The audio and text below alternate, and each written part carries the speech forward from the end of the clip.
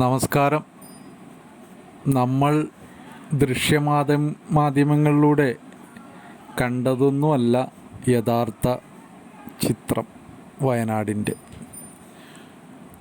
കേരളത്തിലെ കണ്ടതിൽ വെച്ച് ഏറ്റവും വലിയ ഉരുൾപൊട്ടലായി കണക്കാക്കേണ്ടി വരും എന്നാണ് എനിക്ക് തോന്നുന്നത്. കാരണം ഇത് ഒരു 3-4 ദിവസം പിടിക്കും ഇതിൻ്റെ എല്ലാ കാര്യങ്ങളും നമ്മൾ അറിഞ്ഞു വരാൻ തന്നെ. ഒരു ഏരിയ മൊത്തം ഉരുൾപൊട്ടി ഒലിച്ചേക്കുന്ന ഒരവസ്ഥയാണ് ഈ കാണുന്നത്. ഞാൻ രാവിലെ സൈന്യം തെരച്ചിൽ നടത്തിയതിൻ്റെ ഒരു ദൃശ്യം കണ്ട് ഞെട്ടി. അത് ഫേസ്ബുക്കിൽ ഇടുകയും ചെയ്ത് അതിനുശേഷം അതപ്പോൾ തന്നെ പിൻവലിച്ചു എന്നുള്ളതാണ്. കാരണം മനുഷ്യ ശരീരങ്ങൾ ചെന്നി ചിതറിയ പോലെ അങ്ങനെയുള്ള അവസ്ഥകളും മറ്റുമായിരുന്നു അത്.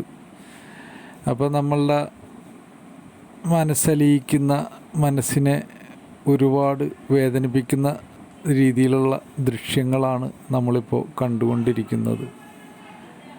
എന്താ പറയുക, വലിയൊരു അപകടം, വലിയൊരു ദുരന്തം ആ നാട്ടുകാരുടെയും അതുമായി ബന്ധപ്പെട്ട് ഇതറിഞ്ഞെത്തിയ സന്നദ്ധ സംഘടനാ പ്രവർത്തകരുടെയും കഠിനാധ്വാനമാണ് നമ്മൾ ഈ കാണുന്നത്.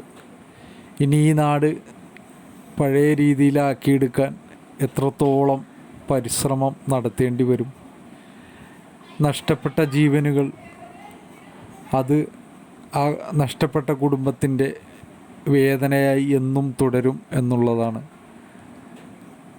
അമ്മ നഷ്ടപ്പെട്ട മക്കളും, മക്കൾ നഷ്ടപ്പെട്ട അമ്മയും, ഭർത്താവും ഭാര്യയും നഷ്ടപ്പെട്ട കുടുംബവും, അങ്ങനെ എല്ലാ രീതിയിലും ദുഃഖങ്ങൾ വളരെ കൂടുതലാണ് ഈ സ്ഥലത്തുണ്ടായിരിക്കുന്നത്.